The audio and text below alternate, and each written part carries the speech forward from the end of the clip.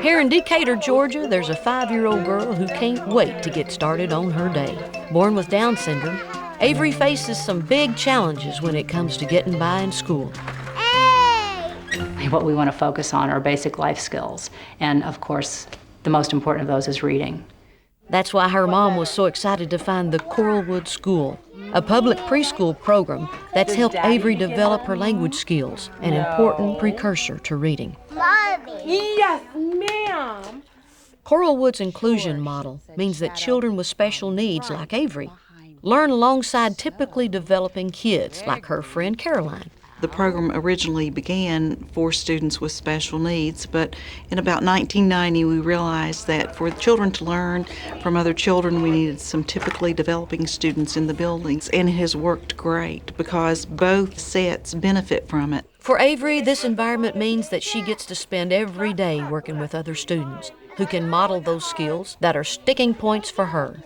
The special needs child in the very early years benefits tremendously from being in these classrooms. They develop friendships. They see how other children work. They learn to adapt and accept their own disability, and they learn to have peers who help them in certain ways.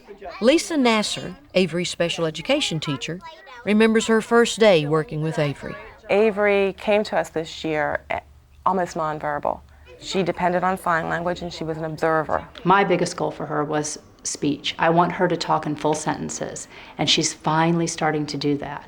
And now there are like maybe 3 or 4 word sentences, but she's made huge strides. We've gone from sign language to 3 and 4 word sentences, so I'm thrilled with that. Just in the last few months, Avery has shown amazing progress. At the beginning of the year, she might say yes, no, hi, bye. Now, she told one of the other teachers, my lips are chapped. You could tell she understood what that meant. She knew what that meant, and that's another big part of language. It's not only being able to say it, but to understand what you're saying and what it means. When it's time for Avery to learn to read, she'll need intensive one-on-one help. But the steps she's taking in class right now are critical. And while Coralwood's dedicated staff plays a large part in this progress, they're the first to recognize that Avery has some other helpers too. Children provide as much stimulation and modeling as teachers and therapists do. This modeling is something that speech-language pathologist Susan Garrett sees every day. And it's one of the main reasons that Coralwood provides almost all of its therapies in the classroom. When we were doing the napping story and we were emphasizing that Avery wasn't interested in looking at me, but she was interested in looking at Caroline. Miss Avery, can I hear you? Let's look at Caroline. So while Avery has a long road ahead to become a reader, Coralwood is giving her a good start, and it all began with a bus ride.